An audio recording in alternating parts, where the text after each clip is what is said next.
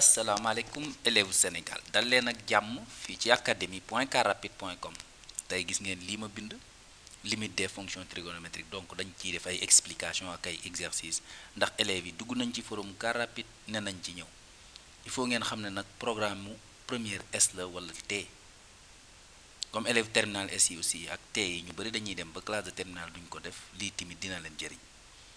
pour nga mën limite de fonction trigonométrique nag moom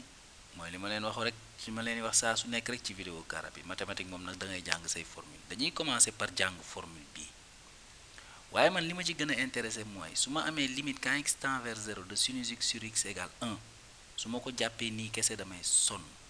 damay jël lan lay signifier en utilisant la limite des fonctions composées donc mën naa ne si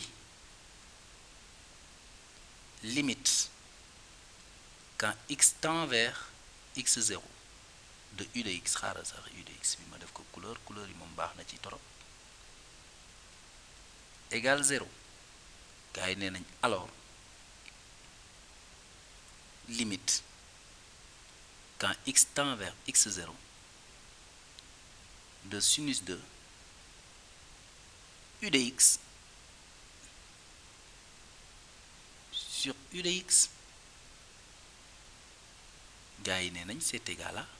1 waaw loolu moo am solo nag loolu moom dafa am solo maanaam limite bi nan laa koy interpréter su ma utiliser le théorème sur la limite des fonctions composées su fekkee ne u de x day tendre vers 0 alors que u de x mooy nekk fii nekk ci suuf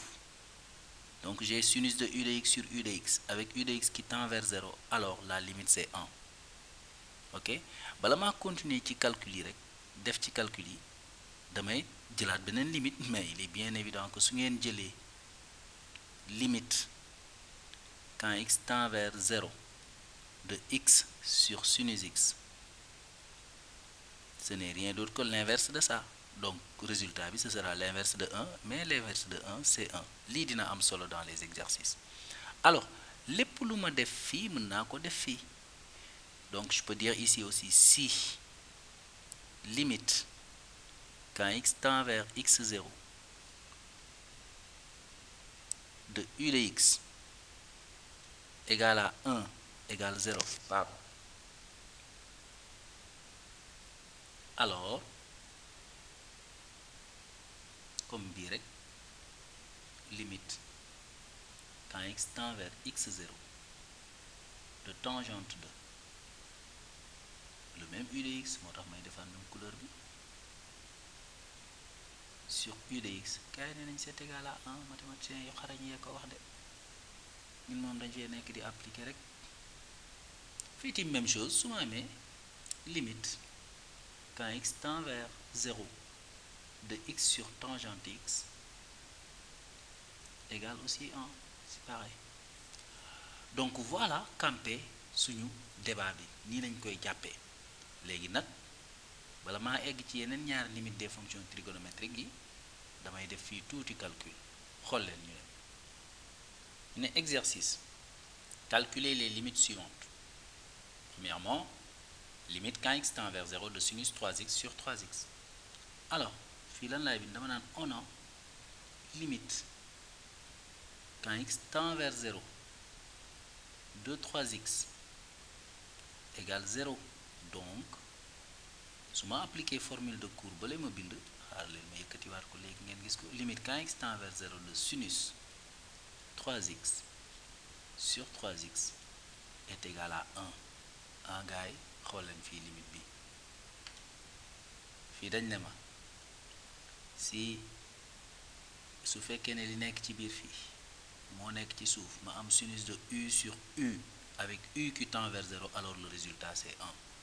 donc su ngeen gisee xoolee sama exemple bi lan laa am dama am sinus 3x sur 3x avec 3x qui tend vers 0 donc je peux conclure de sorte que xool leen su ma jëlee exercice bi beneen bi deuxièmement je veux calculer limite quand x tend vers 0 de sinus de 5x sur 2x par exemple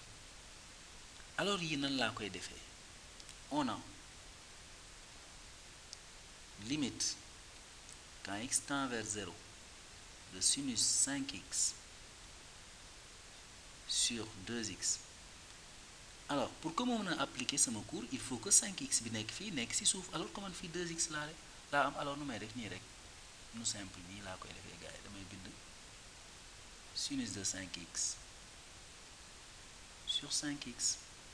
ma def lu may diviser ko par 5 waaw mathématique moom looloo ci intéressant mën naa toujours multiplier et diviser par un même nombre, donc je multiplie aussi par 5 et voilà. Donc kii formule de cours nee na ma c'est égal à 1. Pourquoi? Parce que 5x tend vers 0. 5 demi c'est une constante multiplicative, je la remets tout simplement, donc le résultat c'est 5 demi. Allez xaar leen ma def beneen exemple gars yi. Troisièmement, je veux calculer, xaaral ma ñàngal ko tuuti rek. So sinus de 4x sur x, xool leen bu mel nii. Alors nu may def, on a man yooyu yëpp intéressé wu ma ci, li may bind rek mooy lii sinus de 4x sur x qui est égal à limite quand x tend vers 0 de sinus de 4x. Il faut que ma am la même quantité. Je rappelle que si x tend vers 0, 4x tend vers 0, sinus 4x tend vers 0. Mais pour que ma mën a appliquer sama formule courbe la ci kaw, il faut fii ma am fii sinus de 4x multiplié par sinus de 4x, parce que sinus de 4x bi maa fi dugal, donc il faut ma neutraliser ko. Donc là gars yi li point la de multiplié par sur 4x. Alors après lu ci des multiplié par 4. waaw xool leen lépp simplifié wu na, 4 ak 4 bi day simplifié wu, sinus 4x simplifié wu, il va rester sinus 4x sur.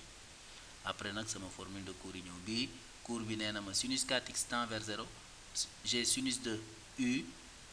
qui est là, sinus de u sur u, quand u tend vers 0 ça va tendre vers 1. Là aussi même chose, là aussi ça va me donner une constante multipliée par 4, donc le résultat c'est 4. waaw bon gars yi doyagum na. maa ngi leen di convier ci yeneen vidéo ci académie.carrapide.com sur le calcul de limite des fonctions trigonométriques.